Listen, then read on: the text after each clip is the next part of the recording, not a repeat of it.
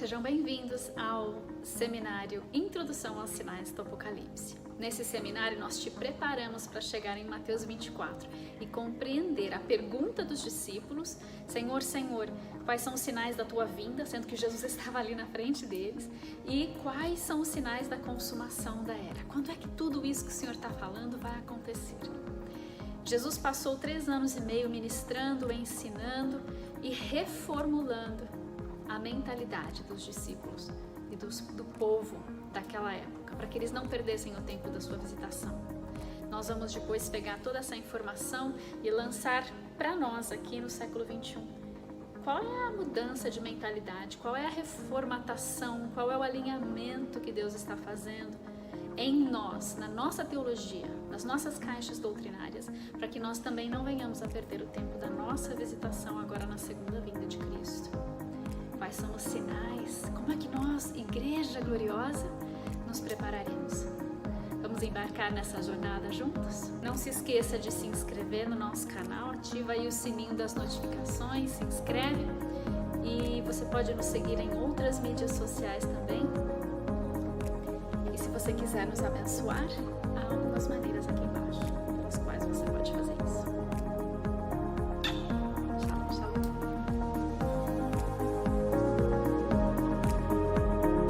E novamente, nós não podemos esquecer do contexto. Os discípulos foram enviados a diversas aldeias. A porta principal de toda a aldeia é o mercado. E quando você fizer compras, não se esqueça de ministrar as vidas ao seu redor, ok? Porque nós fazemos compras pelo menos uma vez por semana. Se você não fizer pelo Mercado Livre, você tem uma pessoa que você pode ministrar. Foi comprar um ovo, agradece, abençoa aquela vida, traz uma palavra de conhecimento, de sabedoria. Se você sair pela rua, a pé, que nem eu faço pertinho de casa, e o seu chamado é dançar, e o Espírito Santo mandar, dance, vai ser um escândalo mesmo, mas não faz mal, libere o que Deus tem que liberar. Sofia, agradeça. Ela falou, você foi enviada de Deus, obrigada, eu estava tanto precisando disso. Eu fiquei tão feliz. A gente fica... Lógico, porque é o Espírito Santo falando, viu? Agora faça mesmo que a pessoa te cuspa. Aí já são outros 500, porque a gente quer ser bem aceito. Mas eu falei, se der, o que der. Não, mas então, aí o Espírito Santo está falando, viu? Talvez na próxima a pessoa não volte com uma palavra legal. Mas é para você ser encorajada a fazer mais e mais. Quer as pessoas gostem ou não, nós somos vasos. E esses vasos têm que estar nas mãos de Deus e precisam derramar da glória dele. Amém? Eu já ouvi, só um parênteses, eu ouvi quando eu fui falar a teia lá, viu? Eu não quero saber, eu falei, Jesus, eu não quero saber, nós somos criados pela natureza. Eu falei, não vou tirar isso. Mas eu falei. Falou que tinha que falar. Esse anel aqui, eu ganhei do meu esposo no meu aniversário de 45, não lembro mais. E aqui nós estamos em Jerusalém, certo? Eu ganhei em Jerusalém. Esse foi o primeiro. O que vocês veem em mim aqui é o segundo já tenho 2. O primeiro eu perdi, na Nova Zelândia. Não foi uma experiência boa também. Foi aquela de, mas por quê? Mas o papai restaurou o segundo. Então, faça compras, mas ministre a palavra para as pessoas ao seu redor. Quando vocês forem a Jerusalém, se eu estiver junto, eu levo vocês nesse mural aí, que vocês veem tanto aqui, esse mural do mercado. Já para começar como eu, na Casa das Essências, explicando para as pessoas o que é aquele potinho, o que é aquele vidro, as pessoas nunca. E com você e com a Anissa vai ser bênção, né? Nós vamos aprender muito lá. Já pensou? Já estou pensando em profetizando. Jesus, vai dar tempo ainda? Mateus 13. Não. Quero conhecer. Não sei não. Mas, vamos lá. Eu não estou fazendo nada para fazer acontecer. Estou esperando, eu tenho outro foco agora, mas se Deus fizer acontecer, eu estou dentro. Não precisando tomar nada para poder entrar e sair de lugar nenhum. Mateus 13. Parábolas messiânicas. Essa é uma das favoritas, né? Parábola do semeador. Jesus é o semeador e ele tem uma sacola cheia de sementes. E ele chega e vai lançando as sementes sobre a terra. Terra dos corações dos homens. A semente é a palavra de Deus. É a palavra do reino. Palavra de vida eterna que só Jesus tem. Ele semeia em nós o reino. Agora, o processo da semeadura, ela tem uma salvação individual. Aqui ele está falando de corações dos homens, não está falando de colheita dos últimos dias, está falando de cada um de nós que recebe a semente. E a condição da nossa terra, a condição do nosso coração. Se a terra está boa, se não está, se está seca, se está escaldante, se está dura, se está cheia de espinhos e abrolhos, depende. Né? Depende da terra, a recepção da semente, se ela vai durar, se ela não vai durar, se ela vai florescer, crescer ou não. E aí ele avança para outras parábolas, todas que ele começa com o reino dos céus é semelhante a. A primeira parábola é a parábola do joio e do trigo. Tem um homem bom que semeia uma boa semente. E esse processo da colheita já não é mais a salvação da primeira vinda no meu coração. Agora já estamos no processo da colheita no fim da era, na segunda vinda. Um homem que semeou uma boa semente e a ceifa, a colheita toda, ele semeia o campo todo. Toda aquela ceifa, toda aquela colheita que vai entrar,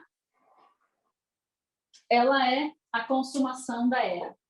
A ceifa é o fim de um tempo, o fim de uma era. O semeador é o filho do homem, que é Jesus, o Messias, o Deus homem e o homem Deus, o campo é o mundo. Então, a colheita em si, o campo já com tudo crescido, é a consumação. Mas o campo é o mundo. Então, Jesus, ele semeia no mundo todo. Ele semeou em Israel, os discípulos e apóstolos semearam no mundo, a palavra se alastrou, o campo se alastrou e a semente do reino de Deus se alastrou. E agora nós vamos ver, no fim, na consumação da era, que colheita vai ser essa? Quem são os ceifeiros? Quem são os servos?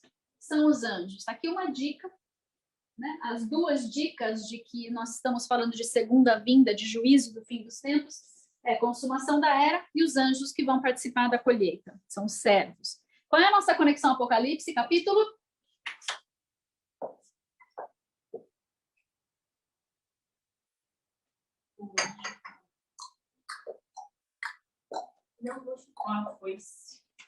Que capítulo que é? Os 4 anjos, né? Um que está sentado lá na nuvem, e aí vem uma voz, vem um outro que dá uma ordem, passa a tua foice, aí vem um terceiro, aí vem um quarto. Capítulo 14. É o terceiro tema do capítulo 14. Até o fim do ano, quero vocês decorando o que tem nos capítulos do Apocalipse, gente. É para ficar tão na ponta da língua que quando começar a acontecer, você já começa a pregar ele, já começa a declarar ele. Vai acontecer isso, está escrito assim, está no capítulo 14, vai procurar. Você não precisa saber o capítulo, você precisa saber o que está escrito, mas o fato de você saber onde está escrito me diz que você sabe o que está escrito também. Milagres. Quando você lê 50 vezes, você já não vai ter esse problema. Lê com o meu resuminho do lado ou faça o seu próprio resuminho, o seu próprio esboço, que fica fácil, né? Parábola do joio e do trigo. O destino eterno do joio qual é? Lago de fogo. Terceira dica de que nós estamos falando de fim dos tempos. E o destino do trigo, e é um destino eterno, qual é? Ele é colhido, colocado no celeiro. Celeiro que é o reino do Pai. Está aí o reino dos céus, que Jesus tem construído até agora ao entendimento dos discípulos em relação a o que é esse reino dos céus. É algo eterno, é algo de outra dimensão. É o reino do Pai. Mateus 13, dos versículos 31 e 32, nós vemos a próxima parábola. Aliás, deixa eu voltar um pouquinho lá no joio e no trigo. Qual vai ser colhido primeiro nessa parábola? O joio. O joio, né? E no Apocalipse, qual vai ser colhido primeiro? O trigo. Qual é a resposta dessa discrepância? Cenas dos próximos capítulos, quando Jesus nos ensinar. Eu acho que é para a gente não fazer uma teologia como tem hoje. É isso porque está escrito aqui, porque aí o outro vai falar, não, é aquilo que está escrito ali. Então, nós temos as duas possibilidades, do trigo e do joio e do trigo. Um primeiro, né? Agora, é possível que inclua aqui a colheita do fim do milênio. Então, o que a gente acha que às vezes Deus está expandindo. Assim como no primeiro século eles não entendiam a segunda vinda, nós também às vezes não entendemos o processo de colheita, que ainda tem um depois do milênio. Tem uma depois do milênio ainda, que é a última revolta no fim do milênio, quando vai cair fogo do céu e vai matar todo mundo, e aí tem o grande trono branco. Isso também é uma colheita. Nós não sabemos até onde se estende toda a revelação dessas parábolas. Mas na parábola do grão de mostarda, nós vemos que há uma semente praticamente insignificante, a menor de todas, que será a maior e a única árvore de moradia da vida eterna. Ou seja, existe um caminho pequeno, estreito, ele é único, absoluto, ele parece ser insignificante, mas não tem como você alcançar essa vida eterna se não for por meio desse único caminho, que é Jesus. Não despreze o pequeno, né, caminho, que, na verdade, é o caminho da vida eterna. E temos também a parábola do fermento. O reino do céu é como um fermento.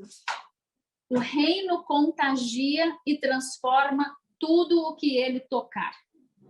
Antes, vamos dizer, na Páscoa, o pão precisa ser sem fermento, porque o pão é Jesus e ele não podia ter fermento algum. A simbologia do fermento aqui é o pecado. O pão totalmente sem fermento.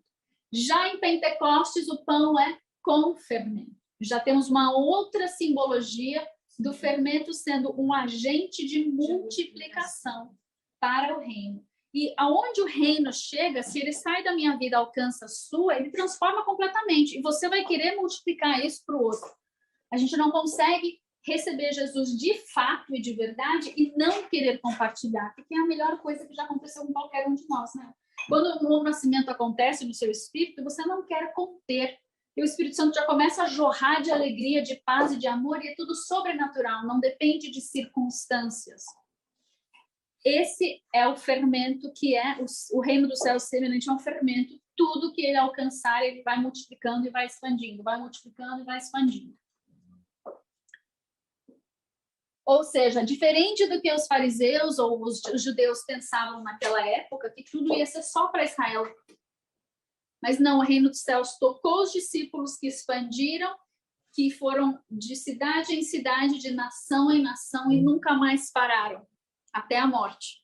Mas ali já tinham deixado outras sementes e mais fermento que foi se multiplicando até chegar em nós. E graças a Deus, obrigada, Jesus, porque esse fermento continua crescendo, esse reino dos céus. Tesouro escondido. O reino dos céus é como um tesouro escondido. Nós temos duas interpretações para essa parábola. A primeira é que um homem, Jesus, ele compra um campo, que é a Terra, o planeta Terra, com a sua própria vida. Ele paga com o seu próprio sangue e ele considera a sua criação um tesouro enterrado em solo outrora roubado pelo inimigo.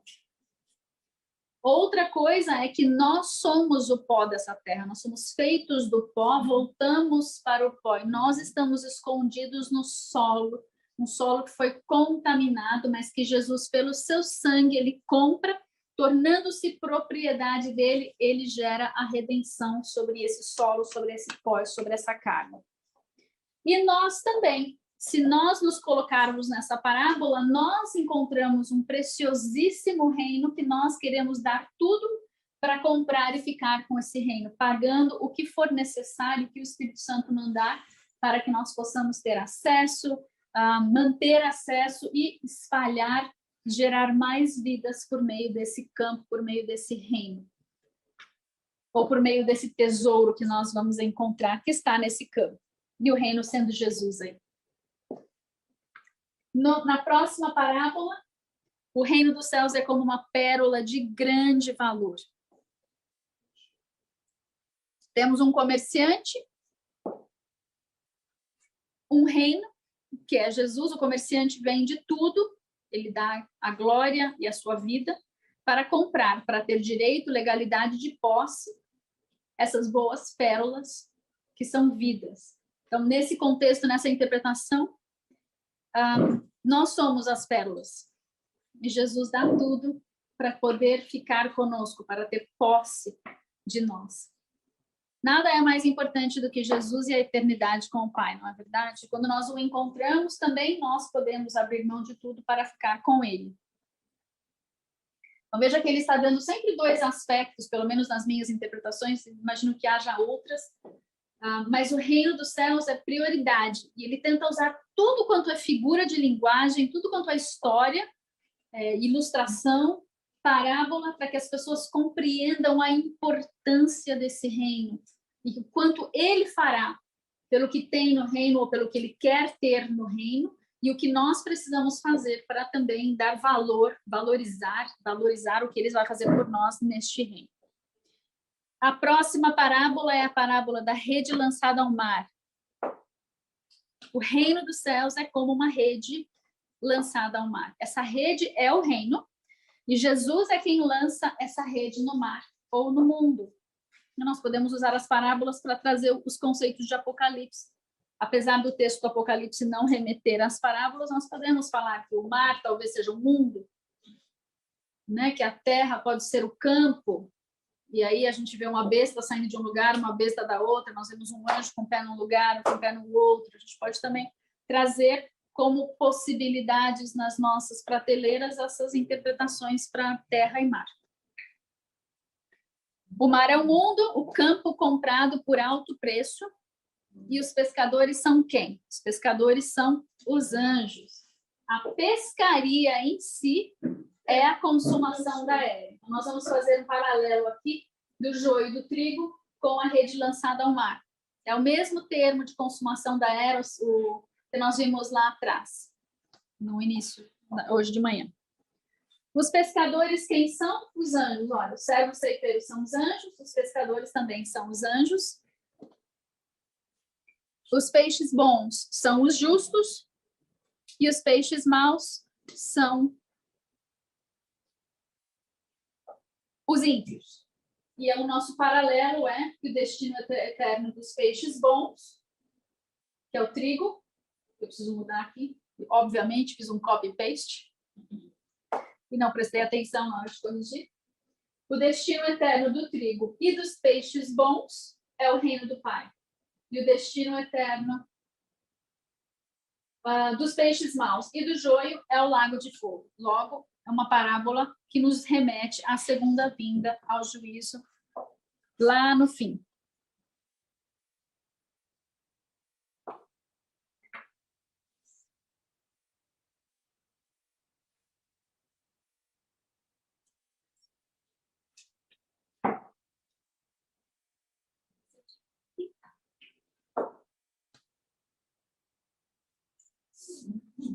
Conceitos que nós estamos...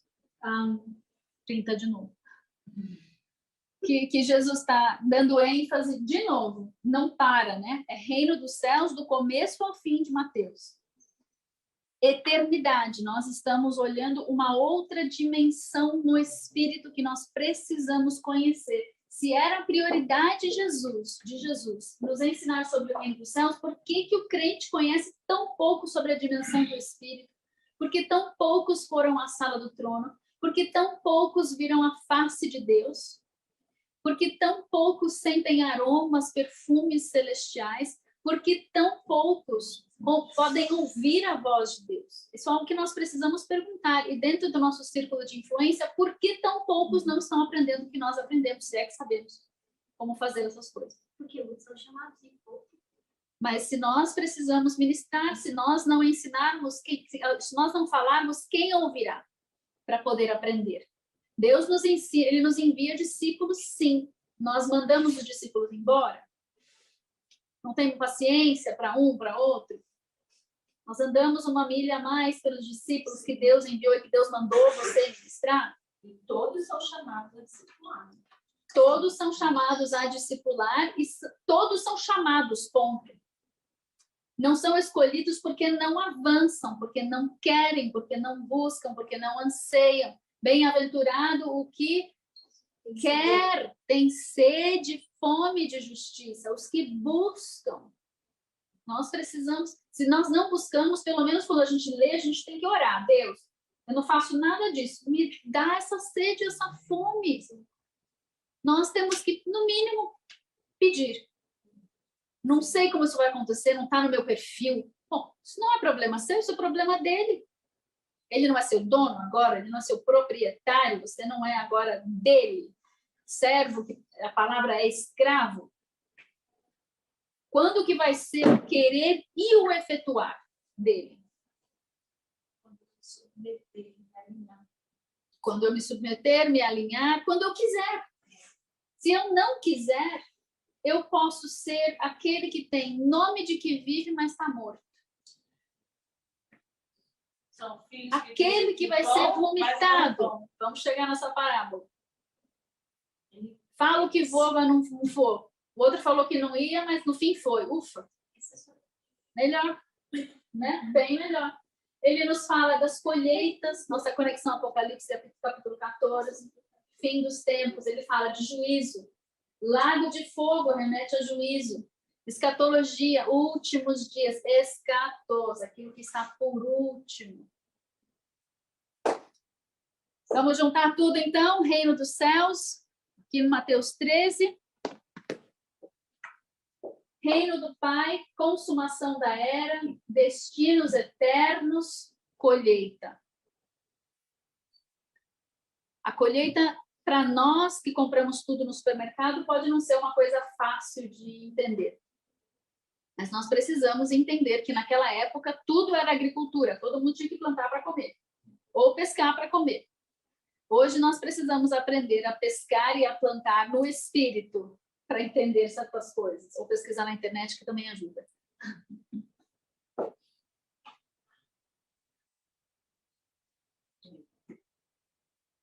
Consumação da era, então, primordialmente para nós, é o fim do 6º milênio dentro da nossa cronologia atual, que pode mudar se isso se estender, que na minha contagem falta só uns 8 anos por aí. 5.982 na minha contagem. Na contagem dos judeus, 5.782. 82. É. Eles estão 20 anos atrás.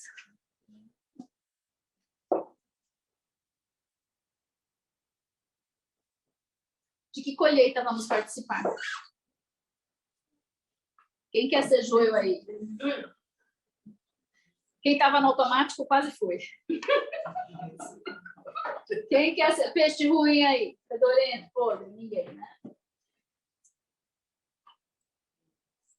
Nós não temos uma escolha em que nós vamos... eu vou ser peixe bom. Eu quero ser peixe bom. Mas só quem vai dizer se eu vou ser peixe, se eu serei mesmo, de fato, na hora da colheita da pescaria um peixe bom, é Deus. Eu preciso buscar, clamar, me humilhar. O primeiro sinalzinho de soberba, eu sou peixe bom. Pronto, já começou a descer a escadaria, já entrou na escadaria. Já puxou o olho, né? Avançando, vamos? Mateus 14, estamos chegando. Você tem que acelerar. 4h33. Ninguém quer participar dessa colheita aqui, ó, no Lago de Fogo. Todo mundo quer saltar essa ponte aqui e chegar lá nas portas para encontrar com o Pedrão. Você não é o Pedro. Bem que podia ser, né? Ele tá lá, já com a chave na mão. Tá, então. Mateus 14 a 16. Estamos na Galileia nesse momento e Jesus manda os discípulos alimentarem uma multidão. São 5.000 homens e sobram 12 cestos. Atenção, se eles prestaram atenção no que eu disse. Jesus fez o quê? Ele mandou os discípulos alimentarem a multidão. Ele já está falando, então, meus queridos. Yala. Vocês já foram, já percorreram as aldeias, já foram cada um para a sua cidade, já fizeram sinais, milagres e maravilhas. Vai, alimenta a multidão. Dá para o senhor dar um exemplo, por favor? Lógico, lógico. Traz aí o que tem. Temos aí. Né? Porque depois tem a próxima, que eles não vão poder falar que eles são de um exemplo, né? Aí, bom, depois da primeira multiplicação de pães, pelo menos aqui em Mateus, Jesus anda sobre o mar e ainda leva Pedro para dar um rolê. Tá bom ou quer mais? Esse Pedro é privilegiado demais. Que terrível, maravilhoso. Foi o único que teve coragem de sair do raio do bendito do mar. Maravilhoso. Quem me dera. Jesus ia salvar ele de qualquer jeito, né? Mas quem que ia ter coragem de sair daquele barco? Já teve num barco com tempestade? Já tive num barco com tempestade de onda de 3 metros. Quase morri de botar os mortos para fora. Na glória, porque eu não sabia que na próxima você ia estar lá ou você já tinha caído no mar. Mas foi o único que teve festa. Foi o único que teve a coragem de sair do bendito do barco. Ele experimentou do sobrenatural. Por isso que a gente cobra tanto do Pedrão, né? Que ele fala o que não tem que falar na hora errada. Tomou a travessada de Jesus de todos os lados, mas foi o único que saiu do barco. Ousadia e iniciativa, né? Ele era colérico, não, ele era sanguíneo. Sanguíneo. Ô, menino, mas depois que Deus aprumou, Jesus deu uma boa lixada, forjada nele, ele sai do Pentecostes já 3.000 numa baciada só, já peixe, isso que foi pescaria, né? Ele foi chamado para ser pescador de homens e foi mesmo. Jesus confronta no 15, já estamos no 15, Jesus confronta as tradições dos fariseus. Os fariseus chegam para Jesus e falam: por que os seus discípulos não lavam a mão antes de comer, seu bando de porco? Essa não foi a ênfase deles, antes fosse. Precisa comer, abre mão imunda. Não, era por causa da lei. Não era, não vai fazer mal para eles. Eles estão violando a lei, eles queriam ofender e achar erro em Jesus. Bem, Jesus os confronta, dizendo que o que contamina o homem não é o que entra, é o que sai. Ou seja, o que estava dentro daquele coração corrompido deles era o que estava corrompendo. Jesus os chama de hipócritas, porque eles não sabem honrar o pai e a mãe. E aqui ele está falando de recursos e tempo. Porque os pais cuidavam dos filhos e depois os filhos iam cuidar dos pais. Os filhos assumiam o trabalho dos pais e aí os pais ficavam sob os cuidados dos filhos.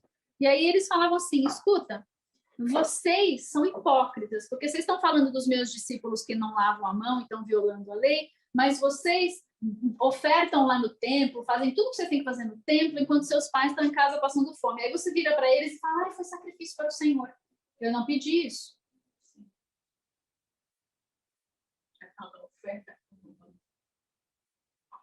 A boca fala do que está cheio o coração. De novo, olha a ênfase, de novo que ele está dando nisso. O coração é enganoso, e isso sim é o que contamina o homem. Aí ele faz outra multiplicação de pães, e eu não sei quem que foi que ajudou a multiplicar esses pães, mas antes que eu pulei aqui, houve a cura da mulher cananeia, o que é muito importante, porque apesar de Jesus ter ordenado que eles fossem somente as ovelhas perdidas na casa de Israel, Os gentios que queriam muito conseguiam agarrar aquela unção de Jesus e serem curados. O reino começa a respingar sobre os gentios. Já é um prelúdio dos gentios entrando no aprisco por meio da pregação depois, né, dos apóstolos. Mas Jesus não é que ele não amava os gentios, ele amava os gentios, mas ele segue o protocolo do reino, primeiro aos gentios, aos judeus, depois para os gregos. Então, os gentios que estavam ali e creram, assim como os egípcios que creram, saíram uma grande multidão com o povo de Israel, aqui, quantos gentios se aproximassem, Jesus os curaria. Mas a prioridade de pregação e do ID era para os judeus. Capítulo 16. De novo, outros, não sei se os mesmos ou outros fariseus chegam para Jesus e pedem um sinal. Só que dessa vez eles querem um sinal do céu. Não é um sinal qualquer, um sinal do céu. Antes eles queriam um sinal da sua parte, né? Agora é um sinal do céu. E Jesus já multiplicou o alimento 2 vezes, já andou sobre as águas, já acalmou a tempestade, já libertou um monte de endemoniados, já curou um monte de enfermidade, mas eles ainda não estão convencidos. O que eles querem? Que ele morra e ressuscite. Aguardem, vai chegar. Mas o que impede eles de crerem? Quais são os paralelos dos nossos dias, especialmente na geração da segunda vinda? Qual que é o problema de crer em Jesus? Jesus denuncia, né? Ele fala, escuta, vocês sabem prever o clima.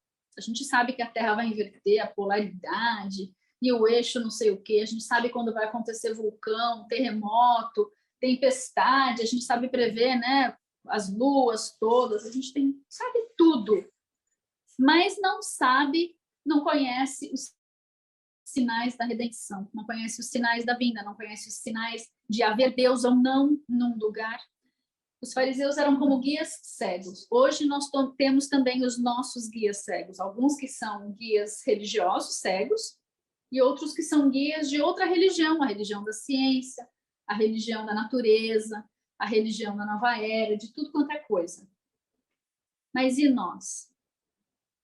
Conhecemos os sinais dos tempos? Tempos aqui é Kairos. Ele vira e fala assim para eles, uma geração má recebe somente o sinal de Jonas, de novo.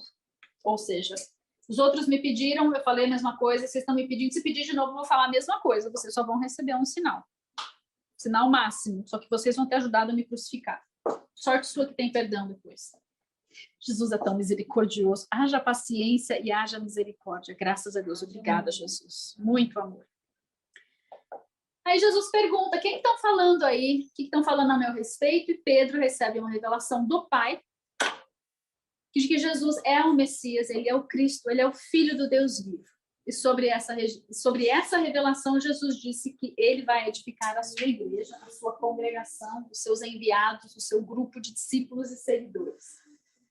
Tu és o Cristo, o Filho do Deus vivo. Te agradecemos, Senhor, pelo seu amor por nós. Não merecemos, mas aceitamos. E aqui nós temos a primeira menção da igreja, no texto de Mateus. Olha, Pedro, eu vou edificar minha igreja sobre essa revelação e as portas do Hades não prevalecerão contra o meu ajuntamento dos meus enviados, porque eles vão na minha unção do Espírito Santo. E o Hades quer o quê? O Hades não é um receptáculo de vidas dos ímpios que estão indo depois para o lago de fogo? Então, as portas do Hades não prevalecerão contra a igreja. A igreja vai avançar e, apesar das portas do Hades estarem atraindo as vidas pelos portais da morte, nós, igreja, vamos chegar primeiro, nós vamos pescar essas vidas, nós vamos lançar redes, nós vamos colher essas vidas, porque nós estamos engajados nessa colheita e nessa pescaria, em nome de Jesus. Sim e amém? Amém. Sim e amém, em nome de Jesus. Não vamos dormir no ponto. As chaves do reino do céu são dadas à igreja. Então, agora, nós podemos abrir e fechar, e as portas, as chaves do reino estão nas nossas mãos. Nós temos a chave para gerar fé, para gerar arrependimento, para pregar o reino, para lançar as sementes do reino de Deus. Nós somos os seus seguidores, nós somos os pequenos cristos, cristãos. A sua imagem e semelhança, somos o corpo do Messias. Por meio de nós, eu não vejo isso em mim, mas eu verei em nome de Jesus. Nós faremos sinais, milagres e maravilhas, assim como Jesus ministrou e manifestou a glória de Deus sobre a terra pela manifestação, a demonstração do Espírito Santo. Nós também viveremos isso nos últimos dias e já hoje. Em nome de Jesus, dá-nos, Senhor, os dons do Espírito, dá-nos, Senhor, os ofícios, o chamado que o Senhor tem para cada um de nós. Espírito de Deus, quebranta-nos, escreve em nós a tua palavra, os teus desígnios e faz jorrar de nós rios de águas vivas para a tua glória, papai, para a tua glória, em nome de Jesus. Jesus, nós queremos te dar a recompensa pelo teu sacrifício. Tira-nos das caixas doutrinárias que nos aprisionam e nos faz criticar e sermos legalistas para com todos os outros, ao invés de simplesmente vivermos a simplicidade do Evangelho, da tua palavra, da tua glória, da manifestação de poder que o Senhor tem para nós. Em nome de Jesus.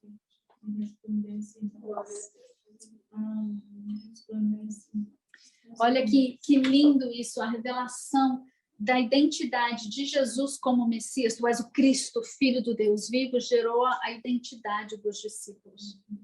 Quando nós estamos na adoração e ele se revela a nós, isso nos revela. E se ele revela a sua identidade a nós, ele mostra a nossa identidade nele. Gera o nosso avanço em ter coragem como ele tinha, ousadia como ele tinha, paz como ele tinha, alegria como ele tinha, amor como ele tinha. Para nós podermos avançar como seus seguidores, a sua imagem e semelhança, feitura sua que somos. E assim nós plantaremos sementes, usaremos as chaves que ele nos deu para abrir o reino e semearemos uma colheita gloriosa, especialmente nas mais difíceis para nós, né? FAMILIA. Todo mundo sabe soletrar, como a nossa família é difícil para nós, mas é o campo que está mais próximo. É o campo que está mais próximo. Vidas preciosas que Deus nos deu. Nós nascemos dentro da nossa família. Eu sempre prego para mim mesma, toda vez que eu falo isso, falo, Deus, chega de pregar isso. Não, você não entendeu ainda, tá bom? Nós precisamos ir à nossa família. Só podemos ir para Jerusalém depois de rodear a Judéia. Não dá para pular, não tem ponte. 16:23. Pedro repreende a Jesus por dizer que é necessário morrer, que de novo Jesus está falando, eu preciso morrer. Agora acho que Pedro se enfesou, acho que caiu alguma ficha e ele falou, não vai morrer coisa nenhuma. E ele aí, pá, reda-te, Satanás. Ele é severamente repreendido por continuar raciocinando com uma mente carnal, porque é isso que Jesus está tentando reformar, é a mente de Pedro, para que ele consiga entrar dentro da teologia, que não é nem a teologia, dentro da doutrina, que também não é, mas dentro do pensamento, da dimensão do Espírito, para que ele entenda a obra da redenção, começo, meio e fim, porque ele vai ser um portador dessa mensagem, ele tem que entender. E a quem muito é dado, muito é cobrado, foi ele que andou sobre as águas, foi ele que recebeu a revelação do Pai. E aí ele pega com aquela mesma revelação e dá uma de revelação do inferno. Ele foi severamente repreendido, mas ele aprendeu a lição. Nós também, de vez em quando, precisamos de um chacoalhão. Eu diria, Senhor, todos os chacoalhões que o Senhor quiser me dar, segura, né? Peraí que eu estou falando isso mesmo. São bem-vindos, Deus. Mas faz com carinho. Sim, eu não sou Pedro, tá? Eu sou menina. Os meninos, o Senhor pode... Senta a mão. Mas tem que ser assim, o Senhor é bem-vindo. Porque ele é pai de amor, ele é amor perfeito. Não dá para ter medo dele, temor, porque ele pode nos matar no meio piscar, né? Mas ele é o perfeito amor. Ele é o maior interessado em que nós avancemos e entendamos e compreendamos e cresçamos e sejamos seus fiéis seguidores, discípulos, né? Ele quer filhos que pareçam com ele. Que privilégio esse nosso. Pode fazer, Deus. A gente diz o sim. Só eu? Sim, sim e amém. Deus, faz a tua obra. Ele queria mudar a mente carnal de Pedro, as expectativas que tinham sido forjadas pelas más doutrinas dos líderes. Hoje nós temos bastante má doutrina também. Umas não fazem muita diferença. Outras fazem toda a diferença. E Deus está quebrando esses paradigmas para preparar uma noiva gloriosa para os últimos dias. Precisa deixar ele mudar, para a gente compreender as coisas de Deus da ótica de Deus. Mesmo que a gente tenha a cabecinha pequena, né, perto da dele, ele tem entendimento para nós, mas nós temos que buscar e querer. Sim e amém. Versículo 24, assim como Cristo tomará a sua cruz, que ele não tinha tomado ainda, ele abraçará a sua missão de morrer para pagar o preço pelo campo que ele comprou, né? Para nele plantar e colher, os seus seguidores também terão de abraçar a sua missão. Qualquer custo, a qualquer custo, custe o que custar. Sim, Senhor. Mostra-me qual é a minha cruz, qual é o meu chamado, qual é a minha missão e ensina-me, dá-me forças, sabedoria para poder tomar a minha cruz e te seguir. Isso ele disse antes de tomar a cruz. Então, o que os discípulos estavam pensando? Depois que Pedro repreendeu, levou uma travessada, e agora ele fala, vocês também vão ter que tomar a sua cruz? A profundidade da revelação é muita para eles. Dá para entender por que eles não entenderam. A gente entende hoje depois de 2000 anos de pregação. Versículo 27, porque o Filho do Homem virá, olha de novo, ele está aqui, mas ele fala que ele vem. O Filho do Homem virá na glória de seu Pai. Olha ele de novo se chamando de Deus aqui. Ele virá na glória de seu Pai com seus anjos e então dará a cada um segundo as suas obras. De novo juízo, últimos dias, segunda vinda, exatamente. E a partir dessa revelação e transferência, né, eu vou tomar a minha, vocês têm que tomar a de vocês. A chave está aqui, estou dando para vocês. Jesus começa a anunciar de forma mais explícita que ele precisa morrer e ressuscitar. E no versículo 27 ele fala assim, porque já foi, 28 ele fala assim, em seguida, desse último aqui, ele virá no seu reino, na glória de seu Pai. Ele diz, em verdade vos digo que alguns há, dos que aqui estão, que não provarão a morte, até que vejam vir o Filho do Homem no seu reino. E aí a gente pensa, peraí, Deus. Então, o Senhor está falando da ressurreição? É esse que o Senhor vem? É porque o Senhor vai morrer, ressuscitar, eu vou estar aqui ainda e eu vou ver? Ou há um sobrenatural para alguns de nós que não vamos morrer até... Impossível não é, porque Elias também não morreu, Enoque não morreu. Eu tenho certeza absoluta que tem santos por aí que não morreram. Onde eles estão, eu não sei. É coisa minha, tá? Releva se isso agride a sua teologia. Só pode, né? Mas é interessante entender quem seriam esses. Seria João, por exemplo, que a gente não tem registro da morte dele? Algum outro que não está listado aqui, que não seja dos 12, talvez dos 70, 72, talvez dos 120, 144. Dos que estavam ali, porque Jesus está falando com eles ali no primeiro século. Quem estava ali ouvindo ele? Tem algum de vocês aqui? Pedro teve a revelação, levou uma patada. Ele fala de novo que ele precisa morrer e ressuscitar. E aí ele fala, alguns de vocês aqui não vão morrer até que venham. Aí ele tinha falado, vocês não vão terminar de percorrer as cidades até que venha o Filho do Homem. Essa vinda é o quê? É a vinda da ressurreição? Ou é a vinda da segunda vinda? Que vinda aqui? A vinda do Espírito Santo? Não, a gente está falando do Filho do Homem. Então, existem muitas possibilidades. Eu não me aventuro a fechar essa caixa doutrinária. Mas que é interessante. Ele está falando de pessoas ali. Exato. aos ouvintes. E né? lembrando, né, que Jesus estava com eles e que eles ainda não entendiam o fato dele ter de morrer, que era de verdade, que não era figurativo, que era uma morte morrida, de sangue derramado e o coração parar de bater. E para ir para a cova 3 dias. Isso não caiu a ficha ainda. Então, eu imagino que eles estão alegorizando muita coisa na cabeça deles. Assim como nós fazemos hoje. E esse paradigma Deus veio quebrar. Então, vamos deixar ele quebrar em nós também. Novamente, as coisas principais que Jesus estava incutindo na cabeça deles. Existe uma vinda, é um escatos, é algo dos últimos dias, vai morrer, vai ressuscitar, reino dos céus trabalhar. Sinais, milagres e maravilhas, ele está desafiando as leis, princípios da natureza que ele mesmo criou, mas que estão fora do prumo por causa da queda. Nunca se esqueça disso.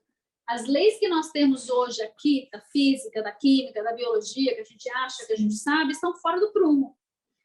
A realidade, a gente nem sabe bem o que é, porque ficou lá na realidade edênica da fusão das dimensões. E no momento que a gente tenha uma terra desprovida do governo celestial, quando a Nova Jerusalém descer, quando o Messias pisar aqui e começar a restaurar tudo, e nós virmos a fusão das dimensões de novo, nós vamos encontrar uma nova realidade climática, terrena, de plantas, de animais, tudo na criação vai voltar, vai começar a voltar.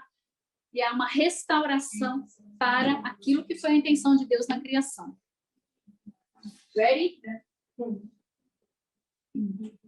Resumo. Resumo, porque aquilo já era um resumo.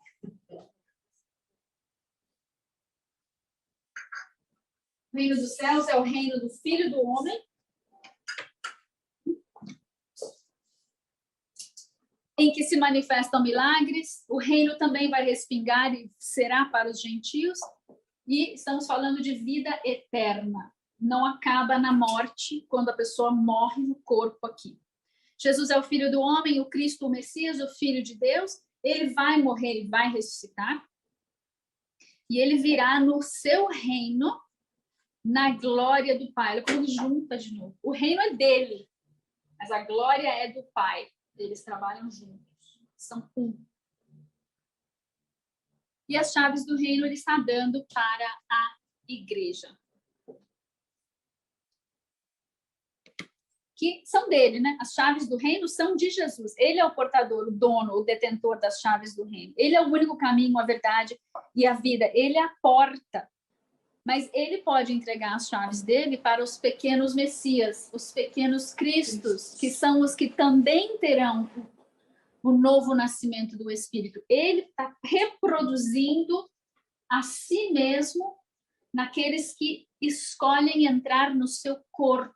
Nós somos o corpo de Cristo. Logo, guiados pela cabeça, que é Jesus, fluindo em nós o mesmo sangue, que é o sangue dele, nós agora brilhamos com a mesma luz que há nele, pensamos os pensamentos que ele tem, ministramos e demonstramos o reino que ele é.